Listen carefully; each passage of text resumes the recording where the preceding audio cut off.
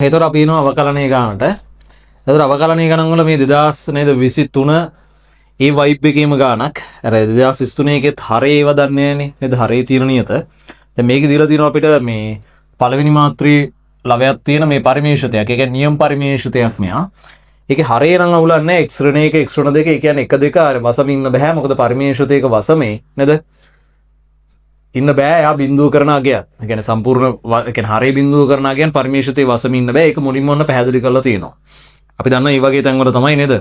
අර අපරිමිත අගයකට ආසන්න වෙන්නේ. ඒ කියන්නේ සිරස් ස්පර්ශෝන්මුඛ ඉන්නේ. pq කියන්නේ තාත්වික සංඛ්‍යාලු y සමාන fx ප්‍රස්ථාරයට හි ප්‍රස්ථාරයට බිඳුවකදී ස්ථාවර ලක්ෂයක් තියෙනවා. ස්ථාවර ලක්ෂයක් වුවාම ඒක උපරිමාමය. උපරිමාම කියන්නේ හැරුම් ලක්ෂ. ඒ හැරුණුකොට ඕනනම් අර 2012 ගානේ තියෙනවා වගේ නේද? නතිවර්තන ලක්ෂයක් තියෙන්න පුළුවන්. ඒ කියන්නේ x අක්ෂයට, ඒ කියන්නේ ස්පර්ශක x අක්ෂයට සමාන්තර වෙන. ඒ කියන්නේ මම නම් කියන්නේ ඒකට සමාන්තර නතිවර්තන කියලා නේද? එහෙම නතිවර්තන ලක්ෂයක් තියෙන්න පුළුවන්. හොඳම උදාහරණ 2012. ඒකට ස්ථාවර ලක්ෂයේ එකම අදහස් තමයි මොකද්ද? f'(x) සමානයි බිඳුවයි. කියන්නේ පළවෙනිම කරන සංගුණකේ බිඳුව වෙන්න ඕනේ. ඒ කියන්නේ අපි m ලක්ෂයේදී ගහුවොත් ස්පර්ශකයේ තිරස් වෙන්න ඕනේ. අනුක්‍රමණයේ බිඳුව වෙන්න ඕනේ. x අක්ෂයට සමාන්තරව තියෙන්න ඕනේ. ඒකනේ. ඒ කියන්නේ අවකලන සංගුණකයේ බිඳුවයි. ඕකෙන් තමයි අපිට කියන්න පුළුවන්. ඒතකොට මේකේ තියෙනවා දත්ත දෙකක්. බිඳුව 1 ලක්ෂයේදී f'(x) එක බිඳුව වෙන්න ඕනේ. ඒක එක කාරණාවක්. අනිත් එක තමයි ඉතින් මේක බිඳුව 1 ලක්ෂය හරහා යන්න ඕනේ. ඒක නේද අර උඩින්ම තියෙන එක සමහර අයට ඒක පේන්නේ නැහැ. එච්චර සරල දෙයක් පේන්නේ. ඒක මුලින්ම ඕනනම් දාලා මේක නේද සමීකරණයක් අපිට ගන්න පුළුවන්. මුලින් මම මේ වැඩේ කරලා ඉන්නකො ලීසි වැඩේ නේද ලකුණු පහක් නිකන් ගන්න පුළුවන්. ඒතර අපිට මේ කීතයි කෙලින් මොකද්ද බිඳුව 1 හරහා නේද යන බැවින්. ඒ කියන්නේ අපි ප්‍රතිබිම්බේ 1යි y කණ්ඩාංකය කියන්නේ මෙයානේ 1යි බිඳුව ආදේශ කළාම q බෙදීම නේද මෙතන එනවා ඍණ 1 ඍණ 2 කියලා කියන්නේ මොකද්ද? ඍණ 1 වැඩි කිරීම ඍණ 2 සමානයි ආන්න q සමානයි 2යි. බලන්න easy එනවා. q සමානයි 2 කියන එක නේද සරලවම අපිට ගන්න පුළුවන්. ඊට පස්සේ අපිට පුළුවන් අර අවකලන සංගුණකය අරගෙන ඉන්න අන්න q2යි උත්තරෙත් දීලා තියෙනවා. ඒතකොට අපිට අර කන්ෆිඩන්ස් එකක් තියෙනවා. අනිත් එක ඒක බැරුණා කියන කාට හරි මේක නම් බැරි වෙන්නේ නැහැ නේද? කලින් අවුරුදු අඩුම ගන්න 23 එකවත් පාස් පේපර් එක හදලා තියෙනවා නම් එතකොටවත් නේද නිකන් මේක කරගෙන ගියා නම් මෙහෙම යන්න පුළුවන් වගේ හැඟීමක් එනවනේ. ඒක බැරි වෙන්නේ නැහැ සාමාන්‍යයෙන් ඔයගලන්ට. කොහොම හරි ඊළඟ தත්ත්වය තමයි f'(x) සමානයි බිඳුව කියන එක නේ. එහෙනම් මෙයා අවකලනය කරමු අපි. ආන් එතන මේ කෙලින්ම රීතියක f'(x) එක එයා සමානයි යට තියෙන එක්කෙනාගේ වර්ගය. දැන් මේ වෙවිලා සමහරලාට අවකලනය ඔයගලන්ට හොඳටම බෑ. මොනවා හරි එකක් දුන්නාම ඕනෙම එකක් අවකලනය කරන්න බෑ. අවකලන සමීකරණ ගොඩනගන්න ඒ වගේ ලොකු වැඩ බෑ. එනට ඔයගොල්ලෝ සාමාන්‍යයෙන් පරිමේෂිතයක් අවකලනය කරනවා කියන දේවත් කරනවා. මොකද ප්‍රස්තාරයට අහනවනේ නේද? එතකොට යට ඉන්න එක්කෙනා නිකම් ඉන්න ඕනේ x ඍණ 1යි නේද? x ඍණ 2යි. ඊට පස්සේ px දන qගේ අවකලනයේ p ඊට පස්සේ ඍණ මේ යට එක්කෙනා මුලින් ලියන්න. කාට හරි පැටලෙනවා නම් එහෙම යට එක්කෙනා මුලින් නිකන් ඉන්නවා අනිත් එක්කෙනා අවකලනය වෙනවා. මෙතන px දන q එක එනවා. එතකොට යටින් එක්කෙනා අවකලනය කරගන්න ඕනේ දැන්. ඒක ලේසි ඒක අවකලනය කරන්න මෙයා ප්‍රසාරණය කළාම තියාගත්තා නම් ඍණ 3x ධන 2 නේ. එතකොට ඒක එනවා 2x ඍණ 3යි. එහෙම දාන එක ලේසි. ආයිත් ඔය ගුණිතක අවකලනද දාන්න ඕනේ නැහැ. සුරුස් ගාලා කොහොම ගත හැකි. එතකොට අපිට කීත හැකි මොකද්ද? මේකට මොනනම් ආදේශ කළ ගත හැකි වෙන වැඩ ඕනේ නැහැ. සුළු කරගෙන යන්න ඕනේ නැහැ. මොකද වෙන්න ඕනේ? x සමානයි බිඳුව විට ඒ කියන්නේ මෙහෙම කීත හැකි බිඳුව 1දී ස්ථාවර ලක්ෂයක් නේ ස්ථාවර ලක්ෂයක් බැවින් මේ ලකුණු පොඩි පිටින් හම්බ වෙනවා ස්ථාවර ලක්ෂයක් බැවින් මොකද වෙන්නේ x සමානයි බිඳුව විට f'(x) සමානයි බිඳුවයි. එහෙනම් බිඳුව සමානයි මොකද්ද? ලවයේ විතරක් බලන්න ඕනේ. හරියම වැඩක් නෑ නේද? කෙලින්ම එනවා බිඳුව ආදේශ කළොත් එහෙම ඍණ 1 මේකේ ඍණ 2 p මෙයාගේ එන්නේ අන බිඳුව ආදේශ කළාට පස්සේ q එක එනවා. අර p එක අතන ආවා q එක එනවා. ඍණ q බිඳුව ආදේශ කළාට පස්සේ ඍණ 3යි. ආන්න ඒක සමානයි බිඳුවයි. හරියම වැඩක් නෑ අපිට බිඳුව වෙතිනේ. එතකොට මේකෙන් එනවා 2p ධන 3යි q සමානයි බිඳුවයි. ඒ කියන්නේ අපි q වලගේ දන්නවා 2යිනේ. එහෙනම් 2p සමානයි මේක මෙහා පැත්තට ගියාම ඍණ 6යි. එහෙනම් p සමානයි ඍණ 3යි. උත්තරේ හරිය නේද? p සමානයි ඍණ 3යි. බලන්න easy. අපි හරියට දත්තය ගණිතමය වශයෙන් අඳුර ගන්නවා. ඒගොල්ලෝ දීලා තියෙන දත්තේ ගණිතමය වටිනාකම මොකද්ද? එච්චර හිතන්න ඕනේ. අපි දෙන දත්තේ ගණිතමය වශයෙන් නේද අපි කන්වර්ට් කරන්නේ. මේ තත්ත්වයටපත් කරන්න අපි දැනගෙන ඉන්න ඕනේ. හරි මේ බිඳුව 1 ලක්ෂයේදී ස්ථාවර ලක්ෂයක් වුවාම මෙතන දත්ත දෙකයි. බිඳුව 1 හරහා යන්න ඕනේ. ස්ථාවර ලක්ෂයක් නිසා m ලක්ෂයේදී f'(x) එක බිඳුව වෙන්න ඕනේ. එච්චරයි. නේද? ඒකෙන් ඔන්න උත්තර දෙක එනවා ලස්සන්ට. ඊට පස්සේ මේක යන්න මෙන්න මේ ආකාරයේ බව පෙන්වන්නේ කියලා තියෙනවා. ඉතින් ඒකත් අපිට මේ තත්ත්වෙට ගේත හැකි. මේකට ආදේශ කරන්න තියෙන ආදේශ කළ පොඩ්ඩක් සුළු කරන්න තියෙන්නේ. අපි මේ තත්ත්වෙට එමු. ඊට පස්සේ නේද තව වැඩ තියෙනවා. ඊට පස්සේ වැඩි වෙන අඩු වෙන ප්‍රාන්තරය හොයන්නේ කියලා තියෙනවා. මම ඒ වැඩේ කරන්න ඕන නිසා නේද මම මේක පොඩ්ඩක් උඩින් ආදේශ කරලා එන්නම්. එතකොට f'(x) එක මෙතන ඉඳ තියාගත හැකි නේ වැඩේට අපිට. f'(x) කියන එක නා සමානයි. එතකොට මේක මම සුළු කරලා ලියනවා. p කියන්නේ කීයද? p ටාවේ ඍණ 3යි. ඍණ 3යි. එතකොට x වර්ගය ඍණ 3ix ධන 2. අරයා කියනවා ඍණ එක ඕනම් ධන කරගත හැකි. දැන් p වලට ආදේශ කරන්න තියෙන ඍණ 3නේ. එතකොට 3ix වෙනවා ධන කර ගන්නවා. ධන 2 ඍණ 2 බවට පත් කර ගන්නවා. 2ix ඍණ 3යි. මෙන්න මෙහෙමනේ. එතකොට යට එනවා x ඍණ 1 වර්ගය x ඍණ 2 වර්ගයක්. මේක පොඩ්ඩක් සුළු කරගත්තොත් 6ix වර්ගය 6ix වර්ගයෙන් 3ix වර්ගයක් ගියාම 3ix වර්ගය. ඊට පස්සේ මෙතනින් එනවා ඍණ 4ix ධන 9යි. ඍණ 4ix නේද? ඍණ 9ix එනවා. අරකින් එනවා ධන 9ix එකක්. නේද? මේ ධන 9ix ට මෙතනින් එන ඍණ 9ix කැපලා ගියාම ඍණ 4ix එකක් ඉතුරු වෙනවා. ඍණ 4ix එකයි. නියත ගත්තොත් මෙතනින් ධන 6යි මෙතන ඍණ 6යි. නේද? මොකවත් ඉතුරු වෙන්නේ නැහැ. එහෙම වෙන්න ඕනේ. ආන්න හරිය. නේද? මේක x ඍණ 1 වර්ගය x ඍණ 2 වර්ගය. ඒගොල්ලෝ උත්තරේ දීලා තියෙන නිසා අපිට විශ්වාසයි 3ix ඍණ 4යි. උත්තරේ හරිය නේද? 4 බෙදීම තුරනේ. ලොකු පරිශ්‍රමයක් දරන දෙයක් නැහැ. x ඍණ 1 වර්ගය x ඍණ 2 වර්ගය. මේන්න මේ තත්ත්වයට එනවා. ඊට පස්සේ අපිට තියෙන්නේ මොකද්ද? අඩුවන වැඩි වෙන ප්‍රාන්තර. ඉතින් අඩුවන වැඩි වෙන ප්‍රාන්තර හොයන්න තියෙන අවදි ලක්ෂර ස්වභාවය හොයද්දී නේද? අපි දැන් මේ පළවෙනි අවකලන සංගුණකයේ අඩුවන වැඩි වෙන ප්‍රාන්තර වැඩි වෙනවා කියන්නේ පළවෙනි අවකලන සංගුණකයේ ලකුණු ධන වෙන්න ඕනේ. ඒක අපි අර නිතිමතින් වැඩි වෙන ශත නිතිමතින් අඩු වෙන ශත කියලා තීරි කතා කරද්දි කතා කරනවා. එතකොට වැඩි වෙන ශතයකදී f'(x) එක ධන වෙන්න ඕනේ අවකලන සංගුණකය නේද? ඊට පස්සේ අඩු වෙන ශතේ අඩු වෙන ප්‍රදේශයකදී ඍණ වෙන්න ඕනේ. එතකොට අපි මේ පළවන අවකලන සංගුණකයේ ලකුණ තමයි බලන්න ඕනේ. නමුත් ඒක අපි විශේෂයෙන්ම මේ අඩු වෙන වැඩි වෙන එක බලන්නේ නෙමෙයි. අපි අවදි ලක්ෂර ස්වභාවයත් ඒක දෙවෙනි අවකලන සංගුණකෙනුත් කරගත හැකි ගන්න ඒවා බලන්නේ. දෙවෙනි අවකලන සංගුණකෙන් කොහොමද අවදි ලක්ෂර ස්වභාවයන් තීරණය කරන්නේ? කොහොමද සිරස් ස්පර්ශෝන්මුඛවට හැසිරීම ගන්න ඒ දෙක. නැත්තම් සාමාන්‍ය මෙච්චර කල් ලැබිලා තියෙන සෑම විභාග ගන්නකම මේ පළවෙනි අවකලන පරීක්ෂාවෙන් තමයි නේද? දැන් මේන අවදි ලක්ෂර. දැන් මේක අවදි ලක්ෂ දෙකක් තියෙනවනේ නේ. x සමානයි බිංදුව. ඒ කියන්නේ බිංදුව 1 ලක්ෂයේදී තියෙනවා. ඊට පස්සේ 3ix ඍණ 4 ගුවාම x සමානයි 4 බෙදීම 3. දැන් අපි ඒව ගමු. ඒ වේදී තියෙනවා අවදි ලක්ෂ. අවදි ලක්ෂ දෙකක් තියෙනවා. ඒ වගේම ඊට පස්සේ සිරස් ස්පර්ශෝන්මුඛ දෙකක් තියෙනවා නේද? ආන්නේ තැන් ඒ කියන්නේ තැන් හතරක් තියෙනවා. ඒ කියන්නේ ප්‍රදේශ පහකට වෙන් වෙනවා. ඒතර ඒ කියන්නේ සංඛ්‍යා රේඛාවේ අවකලන සංගුණකේ වෙනස් වෙන්න පුළුවන්. ඒ කියන්නේ අවකලන සංගුණකේ ලකුණු වෙනස් වෙන්න පුළුවන් තැන් හතරක් තියෙනවා. ඒ කියන්නේ ප්‍රදේශ පහකට වෙන් වෙනවා. ආන්නේ ප්‍රදේශ අපි බලද්දී ඒකේ අතුරු ප්‍රතිඵලයක් විදිහට ඒවේ ලකුණ එනවා නේද? ඒ ලකුණෙන් අපිට කියන්න පුළුවන් අඩු වෙන වැඩි වෙන පරාස. ඔන්න මම කිව්වා ඒක. නේද? කියන්නේ මේක වෙනුවෙන් නෙමෙයි අපි කොහොමවත් අවදි ලක්ෂර ස්වභාවයන් නිර්ණය කරන්න. සිරස් ස්පර්ශෝන්මුඛ අපට හැසිරීම බලන්න ශතේ අපි අනිවාර්යෙන් පළවෙනි අවකලන පරීක්ෂාව කරනවා. නේද? අනිවාර්යයෙන්ම කියලා කියන්න බෑ. ඒගොල්ලෝ ඉල්ලුවොත් එimhe අවතරතා පරීක්ෂාවකින් ඕක කරන්නත් පුළුවන්. يعني පළවෙනි අවකලන සංගුණකයේ අනිවාර්යෙන් ඕනේ අවදි ලක්ෂ ගන්න. මොකද අවදි ලක්ෂවලදී නේද ස්ථාවර ලක්ෂවලදී පළවෙනි අවකලන සංගුණකයේ බිඳුව වෙනවනේ නේද? ඒ හින්දා මේ බිඳුව වෙන තැන් අඳුර ගන්න පළවෙනි අවකලන සංගුණකයේ ඕනේ. හැබැයි යාගේ ස්වරූපය බලන්න. ඒ කියන්නේ අවදි ලක්ෂ කිව්වහම මේක සමාන්තර නැතිවර්තනයක්ද? සමාන්තර නැතිවර්තනයක් නම් ඒක වාම සමාන්තරද දක්ෂිණ සමාන්තරද? මේක හැරුම් ලක්ෂයක්ද? හැරුම් ලක්ෂ කියන්නේ ස්ථානීය උපරිමයක්ද අවමයක්ද? ඔන්නේ හතර. අවදි ලක්ෂයක් වම් වෙන්න පුළුවන් ඒවා නේද අවකාශය තියෙන හතරක්. 2012 විභාග ගානේ හරුවාම අනිත් හැම එකේම තියෙන උපරිමවම විතරයි. ඒකෙන් අපිට කියන්න බෑනේ. අවදි ලක්ෂයක් කියලා කියන්නේ ස්ථාවර ලක්ෂයක් කියන්නේ උපරිමවමයක් වෙන්න ඕන කියලා සීන් එකක් නැහැ. 2012 ගානෙත් තියෙනවා අර සමාන්තර නැතිවර්තනයක්. හරි.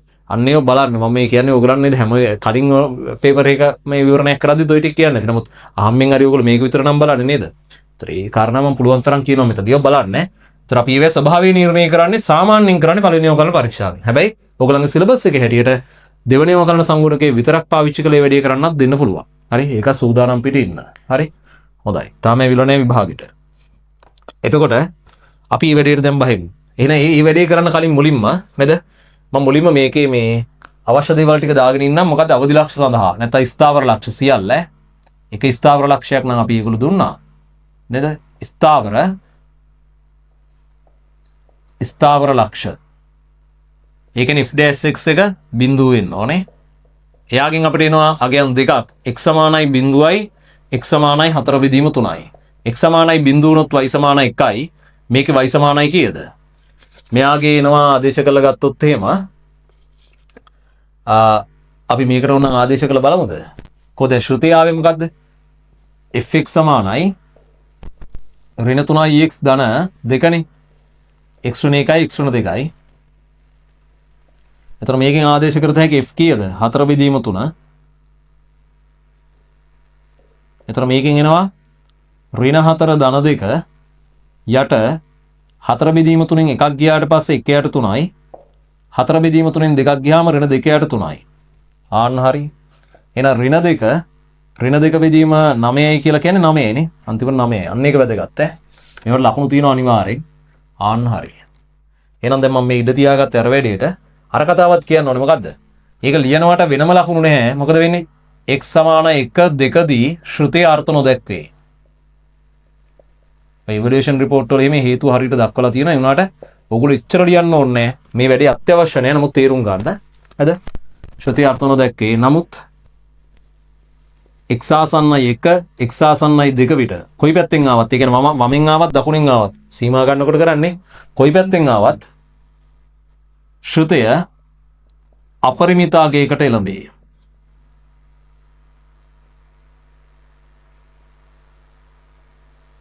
නේ එම නිසා x සමානයි 1 x සමානයි 2 දී සිරස් ස්පර්ශෝන් මුක පිහිටයි. පැහැදිලිද වැඩේ? ඕන්න වැඩේ. තව දේවල් ඕගලන්ට කියනවා නම් දැන් මේකේ අහලා නැහැ මම හිතන ඛණ්ඩාංකක්ෂේදන. නේද? ඛණ්ඩාංකක්ෂේදන කියන්නේ x සමානයි බිඳුවේදී අපි දන්නවනේ y සමාන 1යි කියලා. ඒ කියන්නේ y අක්ෂය කැපෙන්නේ මෙතනදී. ඕනනම් දැන් මේ ඛණ්ඩාංකක්ෂේදන. හොඳ ඒක ප්‍රස්ථාරයට ඕන වෙනවා. මම මේ සියල්ල කරන්න. ඒ කියන්නේ ඒක ප්‍රස්ථාරය හරිද කියලා බලා ගන්න මේ නේද? අපිට අවශ්‍ය වෙනවා ඒවා. ඒ කියන්නේ වැරදුනොත් එහෙම අපි අඳිද්දි මීටර වෙනවා. ඊට පස්සේ y සමානයි බිඳුව දැම්මොත් එමේ x වලට එන්නේ කීයද මේ? මෙතන දැම්මම ලවයේ බිඳුව කරන්න එපා. 2 බෙදීම 3යි. x සමානයි 2 බෙදීම 3යි. ඒකත් නිකන් ඔළුවේ තියාගන්න. මොකද අඳිද්දී අර ප්‍රස්ථාරේ වර්ධින් නැති වෙන නොවර්ධින විදිහින් අඳින්න නම් ඒක අවශ්‍ය වෙනවා. හරි? දැන් මම මේ ඉඩ තියාගත්තේ පළවෙනිම කරන පරීක්ෂාව කරන්න. මම මුලින් මේ ටිකේ ලකුණු දාලා නේද? මේ අනවශ්‍යව ටික මකලා ගන්නවා. හරි? දැන් ප්‍රස්ථාරේ අඳින්න කලින් අපි මේ වැඩ ටික කරන්න ඕනේ. මතක තියාගන්න. මේක විභාග ඉතිහාසයේ ආපෝ ඔන්න අප්ඩේට් එකක්. මෙච්චර කල් ආපු වැඩිම අවකලන ලකුණු ප්‍රමාණය අවකලන ප්‍රස්ථාර ගන්න තමයි 115ක් ආව 2020. 115යි 35යි එහෙම ආවේ ගාන. මේක 120යි 30යි. ඒතර මේක තමයි දැනට ඇවිල්ලා තියෙන නේද? දැනට ඇවිල්ලා තියෙන වැඩිම ලකුණු ගණනක් තියෙන අවකලන ප්‍රස්ථාරේ. ඒක සාධාරණද නැද්ද කියන එකට වඩා ඉතින් ලකුණු දීලා තියෙනවා ඒගොල්ලෝ එහෙමනේ. 120ක් දීලා තියෙනවා. මම මුලින් නම් මේකේ ලකුණු කියන්න. මුලින් මේ q සමානයි 2යි කියලා පෙන්වනවාට 5යි. හරි? ඊට පස්සේ දැන් මේ ශ්‍රුතිය හොඳේ පටලවා ගන්න එපා. සමහර ඒවාට ලකුණු නෑ අපි ඒක වරදින් නැති වෙන්න මේක කරන්නේ. ඊට පස්සේ නේද දැන් මේක අවකලනය කිරීම වෙනුවෙන් ලකුණු 10ක් තියෙනවා. ඊට පස්සේ මේක බිඳුව ඒ කියන්නේ මේක බිඳුවට සමාන කරලා මෙයා නිර්ණය කිරීමේ ක්‍රියාවලියට. හරි? මේක බිඳුව කිරීම වෙනුවෙන් ලකුණු 5යි. ඊට පස්සේ මෙයාගේ නිර්ණය කිරීමෙන් 5යි. හරි? ඒක සම්පූර්ණයෙන්ම ලකුණු 25ක් එතනට වෙන් වෙනවා. හරි? 25ක් වෙන් වෙනවා. ඊට පස්සේ PQ නිවැරදිව ආදේශ කිරීම වෙනුවෙන් මෙතනට. හරිද? අපි දැන් ආපුවා කියන්නේ P වල ඍණ 3යි ඒකට 5ක් තියෙනවා. අන්තිමට මේක සාධක කැඩීම වෙනුවෙන් ලකුණු 5ක් දෙනවා. ඒ කියන්නේ මේ f'(x) හොයනවාට ඊට පස්සේ මේකෙදී මෙයාට නේද මෙන්න මේක ලබා ගැනීම වෙනුවෙන් ලකුණු 5යි. මේ ඛණ්ඩාංක දෙක වෙනුවෙන් වෙනම පහේව දෙකක් දීලා තිනවා ගානේ.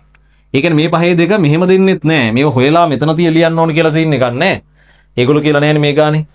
බලන්නේ හැම අවුරුද්දෙම නෙමෙයි. දැන් මේ අවුරුද්දේ ගාන දෙනකොට වෙනස් කරනවා. මේකේ හැරුම් ලක්ෂ වල ඛණ්ඩාංක නිර්ණය කොට අනම්මනම් එහෙම කියලා නෑ. නේද? ඒ කියන්නේ ස්ථාවර ලක්ෂ වල මේ ඛණ්ඩාංක නිර්ණය කොට වගේ එකක් නෑනේ. ප්‍රස්ථාරයේ ලකුණු කළත් මේ ලකුණු පහේ දෙක හම්බ වෙනවා එතනදී. හරි? ආන්න ඒකයි. බලන්න මේ මාකින් ස්කීම් බලන්න සංසන්දනය කරලා බලන්න. දැන් ඕගොල්ලන්ට සංසන්දනය කරන්න වෙලාවක් නැහැ. ඒකයි අපි සංසන්දනය කරලා කියන්නේ. මේක ඒගොල්ලෝ ඛණ්ඩාංක හොයන්න කියලා නෑ. නමුත් අපි මේක හොයන්න බෑ කොහොමවත් ප්‍රස්ථාරය අදිද්දි. ඒතර මෙතන ලකුණු හම්බ වෙන්නේ නෑ. ඒක ලකුණු හම්බ වෙන්නේ නැහැ කියන්නේ මෙතන ලකුණු දෙනවා මෙතන ලියලා තියෙනවා. නැත්තම් මේක ප්‍රස්ථාරයේ ලකුණු කරලා තිබ්බත් මෙතන නොලියා ලකුණු හම්බ වෙනවා. ඒ කියන්නේ මේ විශේෂයෙන් y ඛණ්ඩාංක. හරිද? මේකට වෙනම ලකුණු දීලා තියෙනවා. හරි? එහෙම ගත්තාම නේද දැන් බලන්න මේ කොටසට එනකොට ලකුණු 25යි නේද? මෙතනට එනකොට 15යි 40යි. ඒතර මේ ඛණ්ඩාංක දෙකට 50යි. මුළු ලකුණු මෙතනටම 50ක් තියෙනවා. පැහැදිලිද වැඩි? එතකොට දැන් අපි අනවශ්‍ය ඒවා ටික මකලා දාලා මම පළවෙනි අවකලන පරීක්ෂාව හරි පිළිසිඳුව කරන්න. මෙයාට වෙනම ලකුණු නැහැ. අපි යාට චෙක් කරන වැඩේ කරනවා. ඒ අපි පළවෙනි අවකලන පරීක්ෂාව අවසන් වෙනකොට තව ලකුණු 35ක් එනවා. හරි? තව ලකුණු 35ක් එනවා එතනට. අපිට අග්ගාල එන අයියන් වැඩේට. එතකොට අපි එනවා මේ පළවෙනි අවකලන පරීක්ෂාව කරන්න මම අර ආපු ටික දාගෙන තියෙනවා. දැන් මේවා නම් ඒගොල්ලෝ අහලා තිබුණේ නැහැ. නමුත් අර ප්‍රස්තාරය අපි වරදින් නැති වෙන්න මේ ඛණ්ඩාංකක්ෂ ඡේදන. හොඳයි. ඛණ්ඩාංකක්ෂ ඡේදන. ඒවා මෙහෙම ලියන්න ඕනේ නැහැ. ඉතින් අපිට මනෝමෙන් ගන්නත් පුළුවන් නේද? පස්සේ ප්‍රස්තාරය අඳින වෙලාවෙදී. දැන් මේ ස්ථාවර ලක්ෂ දෙකේ ඛණ්ඩාංක හොයනකොට මේ අතරම පහ පහ දීලා තියෙන්නේ. හොඳයි. ඒවේ අර ස්වභාවයේ අන්තිමට ලියලා තියෙන්නේ කොහොම ප්‍රස්තාරයේ ලකුණු කිරීම මගේ ඉස්සරහට කියන්නේ. ඒතකොට අන්තිමට මම 15 කැලේ දෙක උතන නෙමෙයි දීලා තියෙන්නේ. හරි. ඒක දැන් මම ඒ කියන්නේ මාකින් එකේ ඒගොල්ලෝ අදහස් කරන්නේ අර දැන් මේක ස්ථානීය උපරිම අවම හොයන තැනට තමයි හම්බෙන්නේ. ඒ කියන්නේ ඒක ලියා දැක්වීම හෝ ලකුණු කිරීමට. ඒ කියන්නේ මෙදා ගන්න පේපර් එකේ ලකුණු දෙන විදිය පොඩ්ඩක් නේද අර කලින් අවුරුදු වලට වඩා පොඩ වෙනස් වෙලා තියෙනවා. හරි. ලකුණු වැඩියෙන් දීලා තියෙනවා කලින්ට වැඩිය. දැන් අපි යනවා පළවෙනි අවකලන පරීක්ෂාව. පළවෙනි අවකලන පරීක්ෂාව අපි සාමාන්‍යයෙන් කරන්නේ අවදි ලක්ෂණ ස්වභාවය, සිරස් ස්පර්ශෝන්මුඛවට හැසිරීම, ඒව බලන්න. ඒ කියන්නේ වැඩිවීම අඩුවීම තීරණය වෙන්නේ යාගේ. ඒ අනුව අරවා තීරණය කරත හැකි. ඒතර තියෙන අගයන් මොනවද? බිඳුව තියෙනවා, 1 2 තියෙනවා, 4 බෙදීම 3 තියෙනවා. බිඳුව තියෙනවා, 1 තියෙනවා, 2 තියෙනවා, 4 බෙදීම 3 තියෙනවා. 4 බෙදීම 3 මේ හරියට එන්න ඕනේ. මම එහෙම දාන්නම්කෝ. තව 2 තියෙනවා. එතකොට දැන් මේ ප්‍රදේශ වල තමයි අපි චෙක් කරන්න ඕනේ. ඒ කියන්නේ මේකේ බිඳුවට වැඩිය කුඩයි නම්, බිඳුවට වඩා විශාලයි x 1 අතර නම්, 1ට වඩා විශාලයි x 4 බෙදීම 3 අතර නම් නේද? 4 බෙදීම 3ට වඩා විශාලයි x 2ට අඩුයි නම්, 2ට වඩා වැඩි නම්. ඒක කියන්නේ ප්‍රදේශ පහ.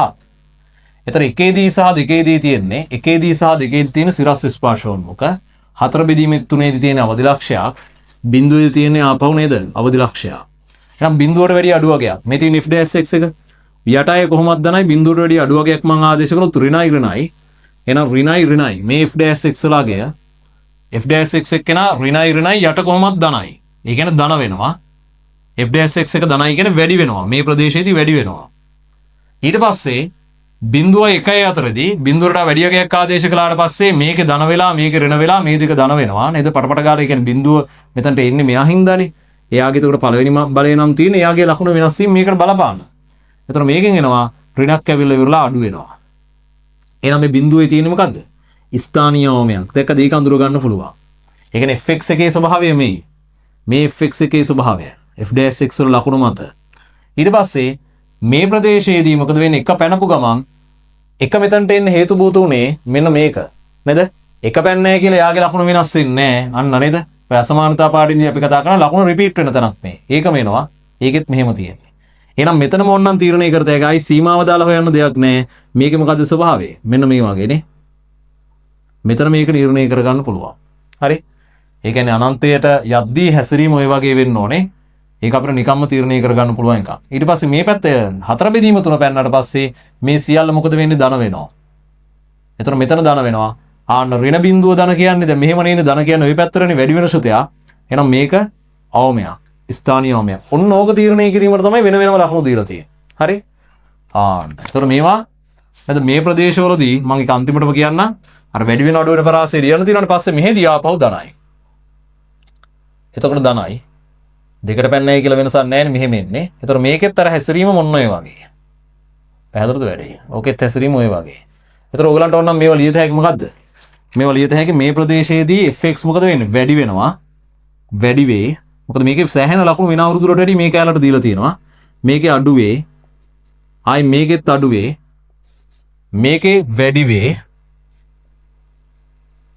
මේක අඩු වේ. වැඩි වේ. මේකත් වැඩි වේනේ. වැඩි වේ. ධනයිනේ. එතකොට වැඩි වෙන ප්‍රාන්තරේ ලියද්දී sorry අපි මුලින්ම අඩු වෙන ප්‍රාන්තරේ fx අඩු වෙන පරාසය මොකද්ද x ඇත්තේ අඩු වෙන කියන්නේ මෙන්න මේ ප්‍රදේශය 0.1 අතර නේද අර ඒක ගත හැකි ඒක අර්ධ එක් වෙන අගයක් නේ මේලය ඍණ තව තියෙනවා මොකද්ද 1යි මේ ප්‍රදේශයේ විතර අනිත් තැන් වලදී වැඩි වෙනවානේ 1.4 බෙදීම 3යි එක කෙනෙක් කෙනා අයිති නෑ පැහැදිලි ලෙස මෙහෙම තියෙන්න ඕනේ බැරි වෙලා හරි ඔයගොල්ලෝ එහෙම නැතුව 0.4 බෙදීම 3 අතර කියලා එකපාරටම මේක ලිව්වොත් ලකුණු 10ක්ම නැති වෙනවා ගානේ ඍණ 10ක් කියලා මාකින් එකේ තියෙනවා අන්න ඒකයි විශේෂත්වය මෙදාගෙන මාකින් එකේ මේගේ අර්ථ දැක්වෙන්නේ නෑනේ ඒතර ඒක දාලා තියෙන්න බෑ සමහර ළමයි දානවා කෙලින් මේ මුළු ප්‍රදේශයේම අඩු වෙනවනේ කියලා 0.4 බෙදීම 3යි කියලා වන් ෂොට් දානවා මේක අර්ථවත් නොදැක්වෙනවා ගියා ලකුණු එහෙම් පිටින් 10ක් ගානින් අයින් කරන්න කියලා තියෙනවා ඍණ 10යි කියලා මාකින් එකේ දාලා තියෙන හැම වැරදක් කළා හරි ඒ කියන්නේ ඒක ලකුණු මේ කරපු ලකුණු වලින් අඩු වෙලා යනවා. මෙතනට 35ක් එනවා ඈ. මේ වැඩේට. ප්‍රදේශ අඳුර ගන්නවට. මේ අඩුව නෑ. ඊට පස්සේ fx වැඩි වෙන වරදට සෑහෙන වනිෂ් කරනවා. fx වැඩි වෙන පරාසය. ඒතර වැඩි වෙන පරාසයට ඉන්නේ මොකද්ද? පැහැදිලිද වැඩි? x ඇත්තේ මේ ඔක්කොම වැඩි වේ කියලා කියන්නේ ඒතර ඍණානන්තයේ ඉඳලා බිඳුව වෙනකම් ඒකයි ති බිඳුව ඒවට ගන්නවා. හරි. මේ පරාස වලට දානවා. මෙතනටත් තියෙනවා මෙතනටත් තියෙනවා. මේ පරාසයක් කියනවා විතරයිනේ. බිඳුවේදී මුකුත් වෙන්නේ නැහැ. වැඩි වෙන්නවත් අඩු වෙන්නවත් නැහැ. ඒක නේද? අනුක්‍රමණයේ බිඳුව අවස්ථාවන දෙකටම දාන මේලය. මෙන්න මෙතන තියෙනවා කීයද? 4 බෙදීම 3. ආයි මෙතනදී දෙකට රවුම් අරහන එන්න ඕනේ. අරවා ඒ විභා අර්ථ දක්වනවා කියන්නේ ඒක ප්‍රශ්න නෑ පරාසරියද්දි. 2 ධනානන්තය. පැහැදිලිද වැඩි? දෙක කියන එක කෙනාට එන්නේ නෑනේ. 2 ධනානන්තය. ඔහොම. ආන්න වැඩි. ඒතර මෙන්න මේකට මොන ලකුණු දෙන විදිය හොඳට බලන්න. මෙයාට නේද ලකුණු 10ක් දීලා තියෙනවා. ඒ කියන්නේ මේ පරාස හඳුනා ගැනීම මේ ප්‍රදේශවල අවකලන සංගුණකයේ ලකුණු වෙනුවෙන් බලන්න ලකුණු gediya පිටින් තියෙනවා 10ක් තියෙනවා. 15ක් තියෙනවා. හරි. ඊට පස්සේ මෙන්න මේම සිරස් ස්පර්ශවලම මේවා මෙතන ලකුණු දෙන්නේ නැහැ. මේවට වෙනම ලකුණු 5 දීලා තිනවා. මම කලින් මුලින් 5 ඒවා දෙකක් කිව්වේ මේ කණ්ඩාංක හොයද්දි. නෑ ඒවා ස්ථානීය අවමයක්. දැන් මෙතන තියෙන ස්ථානීය අවමයක්. නේද? මෙතන තියෙන ස්ථානීය උපරිමයක්. එහෙමනේ තියෙන්නේ. හරිද? නෑ මාරු කළා මල්ලි වෙන්නේ. මෙතන තියෙන ස්ථානීය උපරිමයක්. නේද? මෙතන තියෙන ස්ථානීය අවමයක්. අන්න ඒක ප්‍රකාශ කිරීම වෙනුවෙන් තමයි 5 දීලා තියෙන්නේ. හරි? පැහැදිලිද වැඩේ? ඒ කියන්නේ එතනට අර කලින් 5 ඒවා දෙක අයින් කරගන්න. ඊට පස්සේ මේ සිරස් ස්පර්ශෝන්මුඛ දෙක අඳුරා ගැනීම වෙනුවෙන් එක 5ක් තියෙනවා. ඒ කියන්නේ සිරස් ස්පර්ශෝන්මුඛවට පැහැදිලිද වැඩි මේ හැසිරීම අනන්තයට යන විදිහ ඒකට 5ක් තියෙනවා. ඒක මම පස්තාර්ධික කියන්නම්. මේකත් පස්තාර්ධික කියන්නම්. හරි? ඒවට 5 වෙනම දීලා තියෙනවා. එතකොට බලන්න මේක අඳුරගෙන අර වැඩි වෙන අඩු වෙන පරාසරිනකොට ලකුණු 35ක් ඇවිල්ලා ගානේ. සුපැහැදිලිව. හරි? ලකුණු 35ක් ඇවිල්ලා ගානේ. එතකොට බලන්න මේ ලකුණු 120න් මෙතනට කෙලිම පළවෙනි අවකලන පරීක්ෂාවටම 35ක් තියෙනවා. ප්‍රස්ථාරයට ආපහු නේද මේවට 5යි ඊට පස්සේ තිරස් ස්පර්ශෝන්මුඛ දැන් තිරස් ස්පර්ශෝන්මුඛෙත් මෙතනම කළා දැන් ඊළඟට මට තියෙන ප්‍රස්ථාරය අඳින්නනේ නේද මම මේ වැඩේ කරන්න එතන ලිමිට් එක x ආසන්නයි ධනානන්තය ඍණ 3යි x ධන 2 තිරස් ස්පර්ශෝන්මුඛ සඳහා x ඍණ 1 x ඍණ 2 මේක අපිට ලියත හැකි කොහමද ලිමිට් එක x ආසන්නයි ධනානන්තය මම x එක එළියට දානවා ඒක ඍණ 3 ධන 2 බෙදීම x එකක් යට x වර්ගයක් එළියට දාත හැකි එක ඍණ 1 යට x එක ධන එක ඍණ 2 යට x එකක් නේද මේවා සමානයි බිඳුවයි මේවා සමානයි බිඳුවයි මේවා සමානයි බිඳුවයි මේවා කැපිලා යනවා නේද එතකොට මේක සමානයි අන්තිමට මොකද වෙන්නේ ලිමිට් එක මම මේ ගොඩාක් පැහැදිලිව කරනවා නම් මෙච්චර අවශ්‍ය වෙන්නේ නැහැ 1 යට x එක ලිමිට් එක x ආසන්නයි ධනානන්තය මොකද්ද ඍණ 3 ඒ කියන්නේ මේක ආදේශ වෙලා අයින් වෙලා යනවනේ අතන ඕන නම් මෙතන වෙනම පෙන්නන්නත් පුළුවන් මෙච්චර ඕනේ නැහැ PDD යන්න එක ඍණ 1 යට x එක අතනින් උනත් කෙලින්ම එකපාර උත්තරේ ලිව්වට කමන්නේ මම මෙතන පෙන්නන්නේ මේවා බිඳු බවට පත් වෙනවා නේද මෙයා සමස්තයේ බිඳුවයි මෙයාගේ ඍණ 3 බෙදීම එකයි එතකොට සමස්ත උත්තරේ බිඳුවයි මෙයාගෙන් එනවා ඍණ 3 බෙදීම එකක් වැඩක් නැහැ ඉස්සරහා බිඳුව තියෙන නිසා මේක බිඳුවයි අපිට කිව්වා ඒ පරිදිම ලිමිට් එක x ආසන්නයි ඍණ අනන්තය ගත්තත් නේද fx එක්කෙනා බිඳුවයි ඒ කියන්නේ y සමානයි බිඳුවේදී මොකද වෙන්නේ y සමානයි බිඳුවේදී තිරස් ස්පර්ශෝන්මුඛයක් තියෙනවා හරි y සමානයි බිඳුවේදී තිරස් ස්පර්ශෝන්මුඛයක් තියෙනවා සමහර ළයි මම දැකලා තිනවා සීමාව හැද ධනරණ කියලා මෙතන දානවා. කෙලින්ම ගණිතමය වශයෙන් වැරදි. කොහොමද ධනානන්තයට යන ගම ඍණානන්තයටත් යන්නේ මේ පාර. සීමාව නේද සිද්ධාන්ත වැරදිට පාවිච්චි කිරීම. ඒක අපෝහණය වෙන කතාව ඇත්ත. මොකද දැන් මේක මේ එන විදිහට මේක ඍණානන්තයට ගියත් මේක බිඳුව වෙනවා. මේක ඇල්ල ඍණ 3 බෙදීම එකම තමයි. හරි? ඒතර අන්තිමට බිඳුව වෙන එක ඇත්ත. නමුත් මෙහෙම සීමාව ගණනය කිරීමේදී ධනරණ දාන්න බෑ. ඒකට ලකුණු 5ක් දීලා තියෙනවා. හරි? ආන්න. ඒ කියන්නේ මේවට මෙයාට 5යි මේ දෙන හඳුනා ගැනීමට මේ දෙන්නට වෙන වෙනම 5 ඒවා හම්බ වෙනවා හරි ඒක මම පස්තාරිත් දාන්නම් මෙතෙන් දැම්මම මේ පස්තාරිදි ලකුණු කරලා තියෙනවා නම් තමයි ලකුණු හම්බ වෙන්නේ. ඒතර බලන්න දැන් මේ මෙතන ලකුණු 35යි කියලා විතරක් හිතා ගන්න මේ 5 ඒවා දෙකත් හිතන්න එපා මම කොනදා ඉන්නවා මේක පස්තාරිදි මම කියන්න පස්තාරිත් තමයි මෙන්න මේ කැලි වල ලකුණු හම්බ වෙන්නේ හරියට ඇඳලා තියෙනකොට හරි ඕන්න වැඩි මේකටත් පස්තාරිදි ලකුණු දුන්නා නම් ඒත් හරි හරි ආන්න වැඩි එහෙනම් නේද අපිට අග්ගල් ප්‍රස්තාරය අඳින්නේ මොකද දැන් ප්‍රස්තාරය අඳින්න අපිට කිසිම අභියෝගයක් නැහැ මේකේ. දැන් බලන්න මේකේ මේ ගානේ තියෙන තව විශේෂත්වයක් තමයි 2020 ගානේ ලකුණු 115 දෙනකොට ඒකේ ඒ කියන්නේ නතිවර්තන ගැනත් ඇහුවා. දැන් බලන්න ඊුණාට මේ ගානේ නේද නතිවර්තන ගැන කිසි සඳහනක් නැහැ. ඒගොල්ලෝ කියන්නේ ස්පර්ශෝන්මුඛ හැරුම් ලක්ෂ දක්වමින් අර ඕල් සිලබස් සීන් එකක් තියෙන්නේ. පැහැදිලිද වැඩේ? ඒ නතිවර්තන ගැන මේකේ කිසි සඳහනක් නැහැ. අර සාමාන්‍ය විදිහට ගාන දීලා තියෙනවා නිකන් 2020 දැන් 24 දෙන්න ඕනේ. ඒ වුණාට අර ඒ ට්‍රැක් එකකින් පැනලා පොඩ්ඩක් නේද? සාමාන්‍ය නෝමල් ගානක් මේ දීලා තියෙන්නේ. අඩුම ගාන දෙවනම කරන සංගුණකේ අවතරතාවය ගැනවත් අවධානය යොමු කළා නැහැ. හරි? ඒක කෙටි ප්‍රශ්න වලදී ඉතින් වෙලා තිබ්බා. ඒ වුණාට මෙතන දීකට අවධානය යොමු කළා නැහැ. කියන්නේ ප්‍රස්ථාරයේ ලකුණු වැඩිම ගන්න උනාට අංග සම්පූර්ණ නැහැ. එහෙම සීන් එකක් තියෙනවා. හරි? හොඳයි. එහෙනම් අපිට අක් ගාලා මේක ඇඳලා වැඩි හවර කරමු. හරි? ඒකට හේතු වෙලා තියෙන්නේ මේකට අතිශය ලකුණු දීම. හරි? එහෙනම් මේ පේපර් එකේ අර 23 එකේ අමාරුම ගාණක් වුණානේ ළමයිට එකපාර නේද? එකපාරට මේ අවුල් ගිය ගාණක් වුණානේ මේ පේපර් එකේ එහෙම කළා නැහැ. ඊට සාපේක්ෂව අඩු කළ සයිස් එක ළමයිට ලකුණු ගන්න දීලා තිනවා මේ ගානේ සෑහෙන්න. හරි? හොඳයි. එහෙනම් අපිට අක් ගාලා නේද? දැන් මම හිතනවා ඔයගලන්ට මේ මම ඔක්කොම කාරණා එක ගානින් නිකන් ඔක්කොම මතක් කරනවා වගේ මේ ගාන කරේ. ඒතර ඔයගලන්ට පැටලවිල්ලක් ඇති වුන්නේ නැහැයි කියලා මම හිතනවා. හරි? දැන් මම මේ වෙලාවේදී මම ගොඩක් කතා කරනවා. හරි? ඔයගොල්ලෝ වීඩියෝ එක පෝස් කර නේද? එහෙම මේක අධ්‍යයනය කරන්න සාමාන්‍ය ඔයගේ දැනුම් මට්ටමත් එක්ක. මොකද මේ ලොකු කාලයක් නාස්ති කරන්න බැරි නිසායි නේද? මම ගොඩක් දේවල් කියන්න උත්සාහ කරන්නේ මේ කාලය තුල. හරි? හොඳයි. අපිට අක් ගාලා ගමු. එහෙනම් දැන් සියල්ල ප්‍රස්ථාරය අඳින්න අවශ්‍ය වෙන සියල්ල ඊටත් වඩා වැඩියෙන් දැන් මේ අවශ්‍යත් නැහැනේ. ඒ සියල්ල ඔන්න කරගෙන තියෙනවා. හරි? එහෙනම් දැන් ප්‍රස්ථාරයේ ඇත්තටම ධන පැත්තට ටිකක් බරයිනේ. සියලුම ඒවා ධන පැත්තට බර වෙන්න තිබ්බේ. බයිබල් උනත් ධනේව බරයිනේ නේද? මම ඒ හින්දා මෙහෙම ගහ ගන්නම්. ඍණ පැත්ත තියෙන්න ඕනේ. මම චුට්ටක් ඒ පැත්තට බර කරලා ගහන්නම් මේක. මොකද අර x සමානයි බිඳුවේදිත් පොඩි සීන් එකක් තියෙනවා නේද? ඔන්න ඒ පැත්තට බර කරලා මම ගන්නවා. එතකොට දැන් මේක x සමාන 1 x සමාන 1 දී තියෙනවා සිරස් ස්පර්ශෝන්මුඛය. x සමාන 1 දී මේක අර නියම පරිමේෂිතයක් නිසා ඉතින් තිරස් ස්පර්ශෝන්මුඛයේ බිඳුව සමපරිමේය වුණා නම් ඒක සම්පරිමේය කියලා මම අදහස් කරන්නේ මාත්‍ර සමාන වීම. ඒක විෂම පරිමේයකේම කොටසක් තමයි. නේද? මාත්‍ර සමානවත් විෂම පරිමේය එහෙම වුණා නම් ඉලක්කමක් එන්නේ. මම කලිනුත් විවරණ කියලා ඇති. උඩේකේ මාත්‍රේ වැඩි නම් ලවේ එනවා විෂම පරිමේය නිකම. ඒ කියන්නේ විෂම පරිමේය කියන්නේ උඩේකේ මාත්‍රේ වැඩි වෙන විදිහට විෂම පරිමේය වුණොත් එහෙම. ඒතකොට කෙලින්ම ධනාන්තය හැර ඍණාන්තය හැර ඒකට අදාළ වෙන්නේ ඒ ඉතුරු වෙන ප්‍රමාණයත් එක්ක. නේද? දැන් මෙයාගේ ඔන්න මම 1 4 බෙදීම 3 තියෙන අතර මේ වගේම සයිස් එකක්. නේද? මේ හැරට වගේ මම ගන්නවා. ඕන්න වැඩි. ඊට පස්සේ අනිත් ඒවා අපි ගත්තොත් එම් බිඳුවේදී 1යි නේද? බිඳුවේදී 1යි කියන්නේ මේ වගේ තැනක්. මම y අක්ෂයේ ස්කේල් එක අර x අක්ෂයේ ස්කේල් එක වගේම නොදාගෙන ඉන්නම්. එහෙම දැම්මොත් එහෙම 9 දාන්න බෑනේ නේ. ඕගලන්ට ඒතර හරියට ඇඳලා පෙන්නන්න බැරුව යනවා මේක. එකම ස්කේල් එකකට ඇඳොත් පෙන්නන්න බෑ. 1 9 අඳින ගියාට පස්සේ නේද? වැඩේ පැටලෙනවනේ. මම 1 මේ හරිය වගේ දාන්නම්. ඒතර 9 කියන්නේ මේ උඩ වගේ තමයි දාන්න වෙන්නේ. ඒක අවමයක් තියෙන්නේ නැත්නම් අදින්නත් අමාරුයි ඒකට. ඒතර මේ ලක්ෂය අනිත් එක්කනගේ මේකේ තියෙන 4 බෙදීම 3 කියන්නේ මේකේ 3න් එකක ප්‍රමාණයක් විතර මේ හරියට විතර බර වෙන්න ඕනේ. 4 බෙදීම 3. එයාගේ තියෙන 9. මේ හරියට මම ගන්නවා.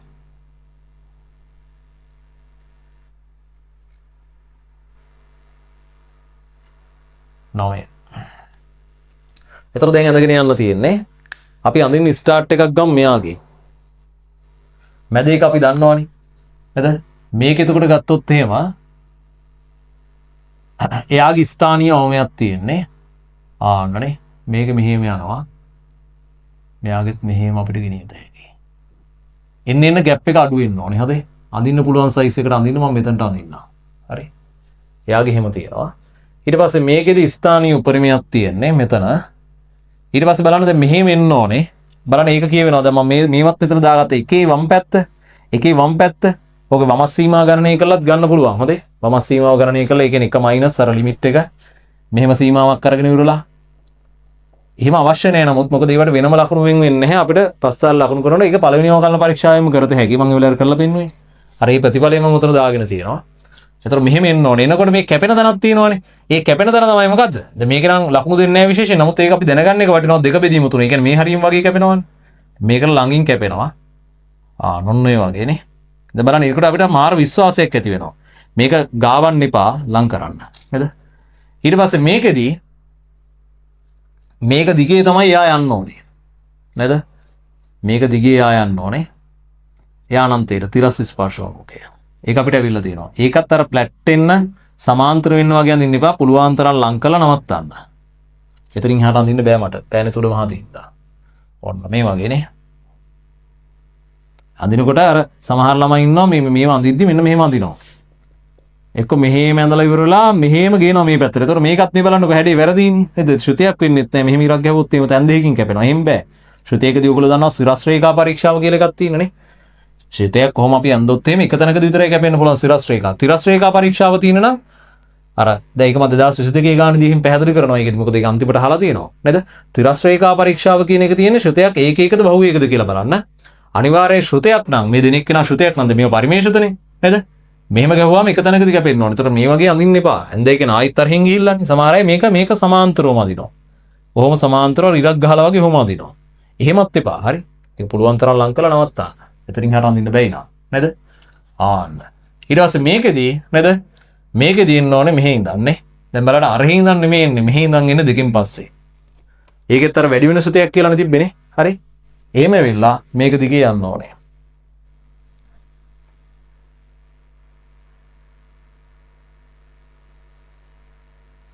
අන්න ඒ වගේ ස්වරූපයක් තියෙන්නේ. එතකොට බලන්න ප්‍රස්ථාරයේ ප්‍රදේශ තුනක් තියෙනවා. හරි වැදගත් හොඳේ. සමහර අය හිතාගෙන ඉන්නවා අපි ඔක්කොම දන්නවා කියලා. ඒ වුණාට ඔයගොල්ලෝ නිකාන් නිස්කාරණයේ සමහරලා ලකුණු නැති කර ගන්නවා. අර පුංචි දේවල් හදා ගන්න පුළුවන් සුළු අඩුපාඩු හදා ගන්න නැතිකම නිසා. හරි.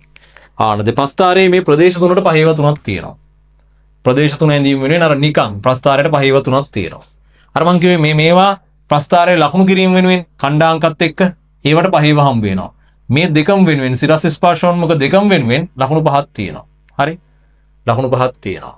ඊට පස්සේ නේද මේ තිරස් ස්පර්ශෝන්මුඛය වෙනුවෙන් ඒක මම පහ කලින් දැම්මා. ඒ පහ තියෙනවා. මෙතනදී ඒතකොට ඒක හම්බ වෙන්නේ නැහැ. හරි. ඒ අර මේ පැත්තට පහක් හම්බුනානේ පොදුවේ. ඒවට ඒකයි තියෙන්නේ. ඒතකොට මේ පහේ දෙක තමයි අර මම මුලින්ම ඕගලන්ට කිව්වේ මෙතන තියෙනවා නේ. ඒ කියන්නේ මේකේ ඛණ්ඩාංකාර හොයන තැන මම දැන් මේ වෙලාවේ. එතනට හරි නැත්නම් ප්‍රස්ථාරයට හරි. ඊට පස්සේ සිරස් ස්පර්ශෝන්මුඛ නිර්ණය කිරීමට වෙනම පහක් තියලා තියෙනවා. ප්‍රස්ථාරය ලකුණු කරලා තියෙනවා නම් ඒ පහ දෙන්න කියලා තියෙනවා. පැහැදිලිද වැඩි? ආන්න හරි. එතකොට සම්පූර්ණයෙන්ම ප්‍රස්ථාරය එතන 15යි. තව අර හොයපු කැලිත් එක්ක එනකොට මුළු ලකුණු අර හොයන ඒවත් එක්ක මෙතන 10යි 5යි තව 20ක් විතර ඇවිල්ලා. හරි. ඒ කියන්නේ දැන් මේ වෙනකොට ගානේ ලකුණු 110ක් ඇවිල්ලා තියෙන්නේ. හරි. ගානේ ලකුණු 110ක් ඇවිල්ලා තියෙන. ඊට පස්සේ ඒගොල්ලෝ කියනවා ඔන්න ප්‍රස්ථාරයේ දලසරහණක් අපි නිර්මාණය කළා. සියල්ල හරි බලන ඛණ්ඩාංක හරියට ලකුණු කළාද කියලා. මෙන්න මේ ඛණ්ඩාංකය ඒගොල්ලෝ අහලා නැති වුණාට මම ඒකත් පොඩ්ඩක් දාලා තියන්නම්. මේ ඛණ්ඩාංක ලකුණු කළ යුතුයි. හොඳ හැඩයට ලකුණු දෙන්න නම් ඛණ්ඩාංක ලකුණු කරලා තියෙනවා නැත්නම් ලකුණු හම්බෙන්නේ නැහැ. මේක අත්‍යවශ්‍ය නැහැ ඒගොල්ලෝ ලකුණු කරන්නේ කියලා නෑනේ. මේක නොතිබ්බට ප්‍රශ්නයක් නෑ. ඒක දෙක බෙදීම තුන. නමුත් අපිට අර කුතුහලයක් එනවනේ. ඒ හින්දා ඒක දාන්නේ. ඔන්න වැඩේ හරි. දැන් බලන්න මේක දුන්නා නම් ඔයගලන්ට පේනවද මේ? දැන් මේක මේ වැඩි වෙන ප්‍රදේශයක්. ඊට පස්සේ අඩු වෙන ප්‍රදේශයක්. නේද? දැන් ඔයගලන්ට තේරෙනවද මේක අවතලතාව ගැන කතා කළොත් මෙන්න මේ හරිය මොකද වෙන්නේ? දැන් මෙහෙදී උඩු අවතලයි වැඩි වෙන ශතයක උඩු අවතල මේ හරියට ඇවිල්ලා ඊට පස්සේ වැඩි වෙන ශතයක යටි අවතල වෙනවා. ඇයි ස්පර්ශක ගහුවොත් මෙහෙන් ස්පර්ශකයට උඩ වක්‍රයේ ඉන්නේ. මේ හරියද ස්පර්ශකයට යටින්නේ වක්‍රයේ ඉන්නේ. මේ ගානේ ඒක ආලා නැහැ. මේ ගානේ මොකද වෙන්නේ? මෙන්න මේ හරියන අතිවර්තනයක් තියෙනවා. ආනතන අතිවර්තනයක්. නේද? ඒ කියන්නේ දෙවෙනි වකරණ සංගුණකයේ බිඳුව වෙන තැනක් තියෙනවා. දෙවෙනි වකරණ සංගුණකයේ බිඳුව වෙන හැමතැනම අතිවර්තන නැහැ. නමුත් දෙපැත්තේ අවතලතාව වෙනස් වෙලා. දැන් මෙහෙදී එහෙම නැහැ. මේක අඩු වෙන ශතයක යටි අවතල. මේක අඩු වෙන ශතයක උඩු අවතල. මේක ඇවිල්ලා වැඩි වෙන ශතයක උඩු අවතල. පැහැදිලිද වැඩේ? ආන මේක ඇවිල්ලා වැඩි වෙන ශතයක යටි අවතල. අන්න ඒවත් අවතලතාව ගැනත් නිකන් මේ වෙලාව හිතන්න. හරි? ගානෙන් ගන්න පුළුවන් උපරිම දේ අපි ගන්න එපේ. එතකොට දැන් මේක දෙවන අවකලන සංගුණකේ ඒගොල්ලෝ දීලා තිබ්බනම් එක්සර ඍණාගයකදී ඔයගොල්ලන්ට ඕන නම් පුළුවන් අවකලනය කරලා බලන්න. නේද? අතිවර්තන ලක්ෂයකුත් තියෙනවා. නේද? පැහැදිලිද වැඩේ? හොඳයි. එහෙනම් ඒගොල්ලෝ ඊළඟට ඒගොල්ලෝ අහනවා මොන මේ ගාන අතිශය වැදගත් මේ අන්තිමට ලකුණු 10ක ප්‍රශ්නයක් අහලා තියෙනවා. එනයින් මෙම සමීකරණේ පස්තර එන්දට පස්සේ එනයින් කියලා කියන්නේ එතකොට දැන් ඔයාට බෑ තාත්වික විසුම් ගන්න හොයන්නේ කුවට පස්සේ මේක නේද මේ සුළු කරලා ඉවරලා ඒ වගේ වැඩක් කරන්න බෑ ඔයාට. ඔයාට අනිවාර්යයෙන්ම මේ ප්‍රස්ථාරය ඇසුරින් තමයි කරන්න වෙන්නේ. ඒ කියන්නේ ප්‍රස්ථාරය ඇසුරින් සමීකරණයක විසඳුම හොයනවා කියන්නේ අත්දැකීම් තියෙන්න ඕනේ. මාපාංක අසමානතා ත්‍රිකෝණමිතිය ඔය හැමතැනදීම ඔය කතාව තියෙනවානේ ප්‍රස්ථාර අඳින තැන්වල. නේද? ඒතර ඕගොල්ලන්ට තේරෙන්න ඕනේ මොකද්ද? මේ අහන්නේ ඡේදන ලක්ෂ ගැන මොන හරි ප්‍රස්ථාර දෙයක.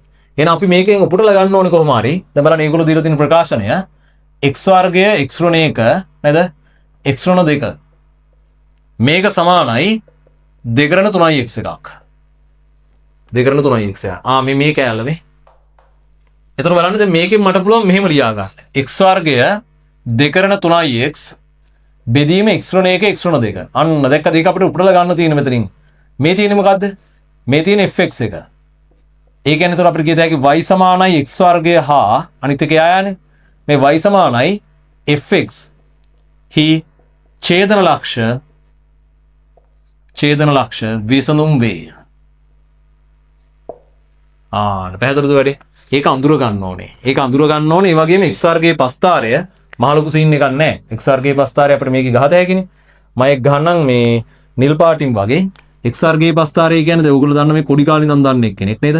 මම මේකේ ස්කේල් එක අඩුවෙන් ගත්ත ඉඳ එකේදී තමයි එක වෙන්න වෙන්නේ. නේද? ඒ කියන්නේ මෙන්න මෙහෙම අඳින්න වෙන්නේ මට හොඳ XRගේ එක මේ වෙලාවේ. නේද? එයාර මම y axis ස්කේල් එක අඩුවෙන් ගත්තානේ. ඔන්න ඒ වගේ. පැහැදිලිද? ඒක සම්මිතිකව තියෙන්න ඕනේ. මෙන්න මේ වගේ. ඒ කියන්නේ දෙක වෙනකොට මේකයාගේ දෙකයි මේ මෙහි කැපෙන්නේ නැහැ හොඳේ. ඒ දෙක වෙනකොට අගේ දෙකයි කියන්නේ හරියටම ගත්තොත් මෙහෙන් යන්නේ නේ. ඔන්න මේ වගේ ගන්න වෙන්නේ. හරි. ඒත් මම අදින්නම් මේක මෙහෙන් යන්නේ. හරි. දෙක වෙනකොට අගේ දෙකක් වෙන්න නන්නේ. අර මගේ ස්කේල් එකේ අවුල අයියේ තියන්නේ. අවශ්‍ය තැනට ගෙවුවනම් ඇති. ඔන්න. පැහැදිලිද වැඩේ? මේ තමයි y සමානයි මොකද්ද? xr ගේ. ඒ කියන්නේ කටුවට හරි වෙන පාටකින් ඇඳලා තියන පැන්සලින් ඉතින් ඔයගොල්ලෝ කොහොම පැන්සලින් අඳින්න නේද? ඒක ලා පැන්සලකින් වගේ එහෙම ඇඳලා තියන්න. එතන මොකද වෙලා තියෙන්නේ ඡේදන ලක්ෂ? දැන් කෙනෙකුට හිතන්න පුළුවන් මෙහෙම මම ඇඳුත් මෙහෙත් කැපෙනවද දන්නේ නැහැ කියලා. එහෙම කැපෙන්නේ නැහැ. දෙකේදී වගේ සෝරි දෙකේදී වගේ හතරයිනේ. x වර්ගයෙන් sorry. දෙක නෙමෙයි හතර. එතන හරිනේ. මේ හරියම වගේ. ටාපොට් එන්නේ නේද? ඔන්න ඒ වගේ. ඒකේ ස්කේල් එකේම දාලා තියන්නේ ඒගොල්ලෝ. ඒ කියන්නේ මේක ඇස්තුරෙම දාලා පෙන්නුවාම හරි. මේකෙත් ඒක සම්මිතික අඳින්න ඕනේ. ඒගොල්ලෝ ඉච්චරව බලන්නේ. හරි. පැහැදිලිද? මේක නම් දාලා තිබ්බා හරි. මේ තමයි y සමාන x වර්ගය. මම මේ නිල් පාටින් හැද්දේ. ඒතර ඕගොල්ලන්ට පේන හොඳ ආකාරවම මොකද වෙන්නේ? ඡේද ලක්ෂ කීයක් තියනවද? දෙකක් තියෙනවා. මේ තියෙන්නේ. එච්චරයි. ඒගොල්ලෝ අහන්නේ මොකද්ද? ඒගොල්ලෝ අහන්නේ විසඳුම් ගණන. හරිද? ඡේදන ලක්ෂ විසඳුම් වේ. ඉහත සටහනට අනුව ඡේදන ලක්ෂ දෙකකි. එම නිසා ඒ කියන්නේ තාත්වික විසඳුම. මේක හතරවෙනි මාත්‍රයේ සමීකරණයක් නේ. හතරවෙනි මාත්‍රය එකක්. එතකොට දෙකයි ඒ වුණාට ඡේදන ලක්ෂ තියෙන තාත්වික විසඳුම් දෙකක. ඔයගලන්ට ඕනවක විසඳලා බලන්න. තාත්වික විසඳුම් දෙකක් එන එකක් ධනාගයක් අනිත් එක ඍණාගයක්. හරි. එහෙම උත්තර දෙකක් එනවා. අනිත් දෙකේ කියන්නේ හරියට පවුලක් නැහැ නේ. තාත්වික නොවන විසඳුම් තියෙන්නේ මේකේ තියෙන තාත්වික සංගුණක සහිත තියෙන සමීකරණයන් හතරවෙනි මාත්‍රය එක. ඒතර අනිත් දෙන්න සංකීර්ණ සංඛ්‍යාමේ මූල. නේද? තාත්වික නොවන මූල. ආන්න හරි. තාත්වික නොවන මූල තියෙනවා නම් මොකද වෙන්න ඕනේ? ඉරට්ටේ සංඛ්‍යාවක් තියෙන්න බෑ. ඒ දීලා තියෙන මොන හරි බහුපද සමීකරණයේ තියෙන්නේ තාත්වික සංගුණක නම් හැබැයි මූල අතාත්වික ඒ කියන්නේ තාත්වික නොවනේවත් තියෙනවා නම් ඒවා ඉන්නෝනේ ඉරට්ටේ සංඛ්‍යා. අර එකිනෙකට ප්‍රතිබද්ධ වෙනනේ. මතක ඇතිනේ. ඒව ඉතින් මේකේ අපේක්ෂා කරන්නේ නැහැ. තාත්වික සුම් දෙක කියලා ලිව්වනම් හරි. එතකොට මේකේ මෙයා හඳුනා ගැනීම වෙනුවෙන් පස්තාරය ඇඳලා 5යි. ඡේදන ලක්ෂ අරගෙන ඉවරලා ඒ වැඩේට 5යි 10යි. ඒ වැඩේ කරලා තියෙනවා ලකුණු 10ක් තියෙනවා. මේක ඇඳලා තියෙන්න ඕනේ නැත්නම් හම්බ වෙන්නේ නැහැ 5ක් අඩු වෙනවා. හරිද? හරි. නැත්නම් ඔයා කොහොමද පේන කියන්න වගේ කියන නේද? ඒක ඇඳලා තියෙන්න ඕනේ. හරි. හරි නේද? එහෙනම් ඔන්න ඔහමයි මේ ගානේ ලකුණු හම්බ වෙන්නේ ලකුණු 120ක්. එතකොට මේකේ පාර්ට් B එක එතකොට ඉතිහාසය ආපු මේ ලකුණු අඩුම පාර්ට් B එක වෙනවා මේක. අර ප්‍රශස්තිකරණ ගැටලුව. ඒකෙත් තියෙන්නේ මොකද? එස්සවම වෙන්නට අර ඒක ලේසි වෙයි. ඒක කට්ටියට හැමෝටම හදන්න පුළුවන් වෙයි. මම හිතන්නේ මේක නම් 24 හැමෝම වගේ මේ ගාන හදන්න ඇති. එච්චර අමාරු ගානක් නෙමෙයි. නේද? හැබැයි අන්තිම දේ මේකත් ඉතින් කලින් පාස් පේපර් වල ඕන තරම් අහලා තිනවා 2017 ඒ වගේ වේ ගත්තත් නේද? මම හිතන්නේ ඒවේ අසමානතාවත් අහලා තිබ්බද මන්දා. මේක ලේසි. අපි කොහොම හරි තේරුම් ගන්න ඕනේ ප්‍රස්තාරයක් ඇසුරින් විසඳුම් අහනවා නම් ත්‍රිකෝණමිතික ප්‍රස්තාරයක්, මාපාංග ප්‍රස්තාරයක් මොක හැව්වත් නේද? අපිට ඡේදන ලක්ෂ වලින් තමයි යන්න වෙන්නේ අසමානතාවක් හැව්වත්. ඒතකොට මේ ප්‍රස්තාර දෙක හරියට ඇඳ ගන්න ඕනේ. මෙහෙම ප්‍රකාශනයේ දීලා තිනොට අපි කොහොම හරි අපි ඇඳපු එක්කෙනාව එක පැත්තකට ඉන්න අනිත් එක්කෙනාට එන විදිහට නේද මේක මේ විදිහට සකස් කර ගැනීමක් සිදු කරන්න වෙනවා. හරි ඊට පස්සේ තමයි අපිට උත්තරයට ප්‍රවේශය ගන්න පුළුවන්. පැහැදිලිද වැඩේ? හොඳයි. එහෙනම් අපිට අග්ගාලා නේද මේ ගාමම මේකේ පාර්ට් B එකත් කතා කරමු. හොඳයි. එතකොට අපි එනවා මේ දැනට ඉතින් විභාග ඉතිහාසයේ නේද දීලා තියෙන ලකුණු අඩුම ප්‍රශස්තිකරණ ගැටලුව. ඒ කියන්නේ උපරිමාමාශ්‍රිතව අවකලන භාවිතය. හරි. දැන් මේකේ මේ පියනක් සහ පතුලක් සහිත සිලින්ඩරයක්. පරිමා මෙන්න මෙච්චර වන පරිදි සාදා ඇත. හරි. ඒ කියන්නේ පතුලක් තියෙනවා පියනක් තියෙනවා. ඒකෙන් අදහස් කරනවා එතකොට අර වර්ගඵල එහෙම ගන්න ගියාම අපි මේ දෙකක් සලකන්න ඕනි කියලා. මේන මේ වගේ සිලින්ඩරයක්. නේද? මේ දෙකම තියෙනවා. පරිමාව මෙච්චරයි. ඒ කියන්නේ v කියන එක්කෙනා දීලා තියෙනවා 1024.5 කියලා. 1024.5 කියලා දීලා තියෙනවා සෙන්ටිමීටර වලින් මානය යන්නේ. මේ ඒකක යන්නේ. අරය r කියලා ගමුණු. මෙයාගේ අරය r. අරය r කියලා විතරයි දීලා තියෙන්නේ. එතකොට මේකේ පරිමාව ලියන්න අපිට ලම්බ කුසත් උනේ ඒකම h කියලා දාන්නම්කෝ.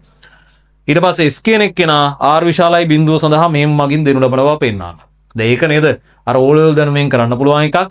ඒක අපි දන්නවා මොන හරි එකක් අවකලනය කරන්න දෙනවා නම් උපරිමාම කරන්න දෙනවා නම් අපි යාට තනි විචාල ප්‍රකාශනයක් හදන්න ඕනේ. දැන් මේක ඒගොල්ලෝ හදලා තියෙන්නේ s වලට fr වගේ එකක්. ඒ කියන්නේ r ඇසුරින් ප්‍රකාශනය.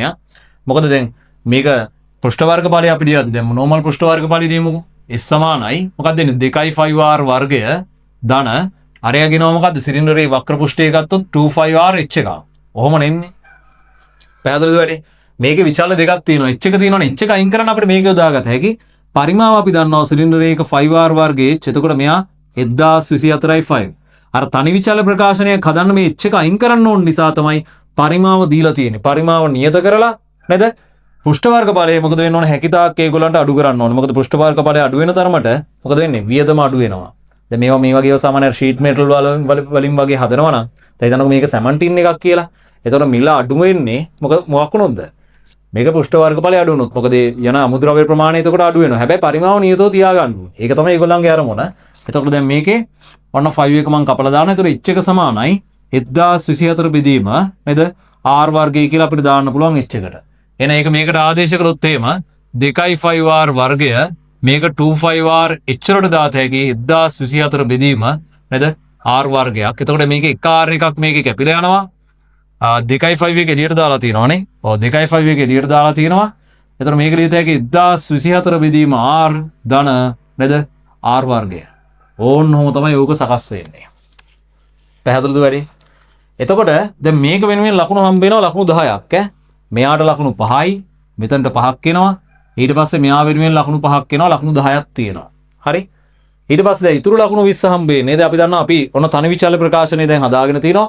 ඕනෙම ගානකදී මේ උපරිමවම කරන එක්කෙනාට නේද අපි තනි විචාල ප්‍රකාශනයක් හදාගන්න. ඒක මේකේ හැදලා ඉවරයි. අපි හදලා ගත්තා. h එක අයින් කරලා හැදුවා. ඊට පස්සේ දැන් කරන්න තියෙන්නේ මොකද්ද? දැන් අපි මේක අවකලනය කරමු. අපි හදාගත්ත විචාල විශේෂ. මේ අතර මේ s ට හදලා තියෙන s සමාන fr වගේ එකක්. තනි විචාල ප්‍රකාශනයක්. එහෙනම් මේකම අවකලනය කළොත් ds/dr එක සමානයි 25 1024යි r මේ තියෙන r වල ඍණ 1 වෙනි බලය නේද? මේ තියෙන 1024යි r වල ඍණ 1නේ. එහෙනම් ඍණ 1යි r වල ඍණ 2 කියන්නේ මෙහෙම ලියාගත හැකි. මෙයා 2යි r. ආන් හරි. පැහැදිලිද? මෙන්න කතන්දරය ඉවරයි. එතන අපි කියනවා s අවම වීමට අවම වුණත් උපරිම වුණත් මොක වුණත් නේද? අනිවාර්යයෙන් මොකද වෙන්න ඕනේ? ds/dr එක බිඳුව වෙන්න ඕනේ. මේක අනිත් පැත්ත අපිට ලියන්න බෑ. ds/dr එක බිඳුව නම් s අවමයි කියලා කියන්න බෑ. උපරිම වෙන්නත් පුළුවන් නේද? කොහොම හරි අවම වෙන්න නම් අපි යන්නේ මේක බිඳුවයි. එහෙනම් මේක ලියත හැකි මොකද්ද? මේක ඇල්ල අදාළ නෑනේ.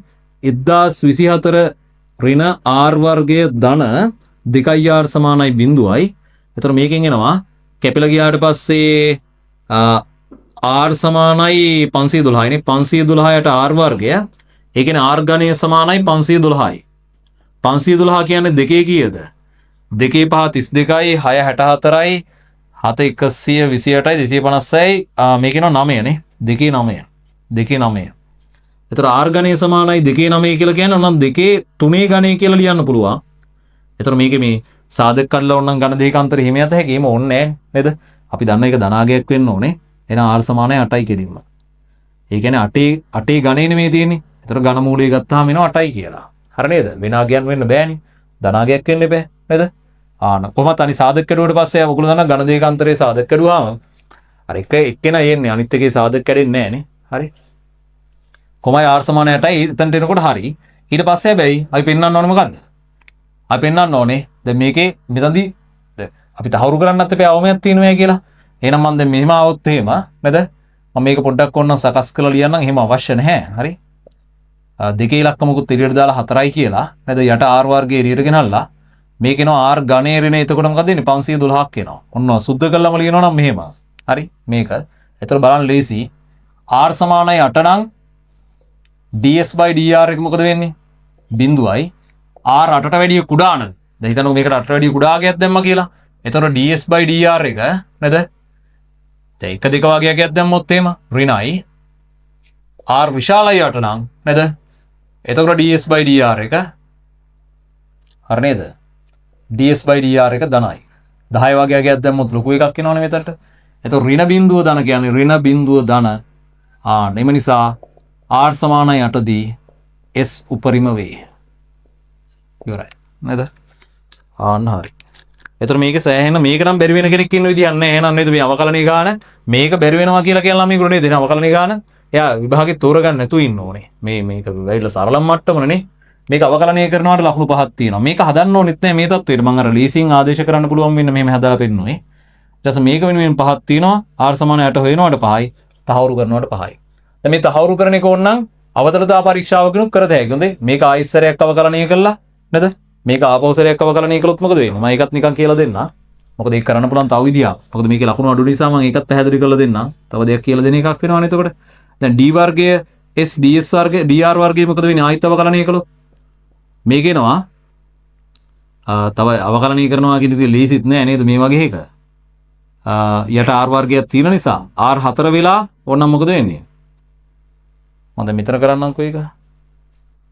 d වර්ගයේ d r වර්ගය 4යි 5 නේද? එතකොට යට r 4 r වර්ගය මෙතනට එනවා. r වර්ගය මෙතනට වෙල මේ අමතර දෙයක් හොඳේ දැන් ලකුණු ටික ඉවර වෙලා තියෙන්නේ. මෙයාව අවකලනීය කළොත් එහෙම එනවා 3යි r වර්ගයක්. ඊට පස්සේ ඍණ r ඝනයේ ඍණ 512 මෙයා ගෙනවා කීයද? r වර්ගය අවකලනීය කළාම 2යි r එක. හරිද?